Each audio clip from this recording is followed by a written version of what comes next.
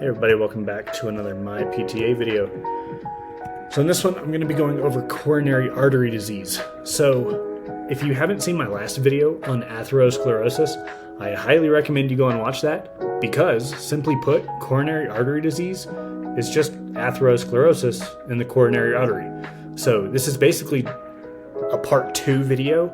It's just a little bit more specific for coronary artery disease, but it's essentially atherosclerosis in the coronary artery. So you have to know what atherosclerosis is to know basically what this is going to be. So if you haven't watched that, I have a playlist on all the cardiopulmonary pathologies that I'm creating right now. So just go and watch that. I'll put a title card up in the side over there and you can go and watch it. But yeah, go and watch that first and then come back here.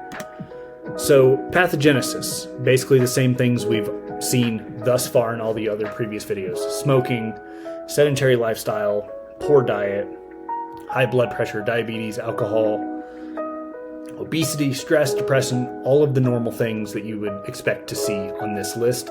Nothing has changed there. So demographics. It's more common after 35 years of age. So it's more prevalent in women between the ages of 60 and 80. So that's worth noting. And then once again, men are more likely to develop it, but it's more common in women between 60 and 80. But just know that men are more susceptible to this disease as a whole. And then Hispanics, Latinos, and Southeast Asians also have an increased risk as well. So effects on vitals, once again, very similar to atherosclerosis because it is essentially atherosclerosis. It's just more in a specific place, so they gave it a specific name. So increased blood pressure, and you also have a higher likelihood of stroke. And then with the blood pressure being increased, the heart rate is going to be increased as well.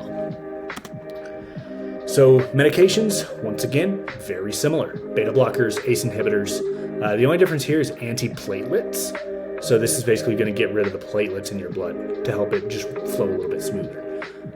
But what we can do to prevent coronary artery disease is basically everything that we do to prevent any type of heart disease at the end of the day.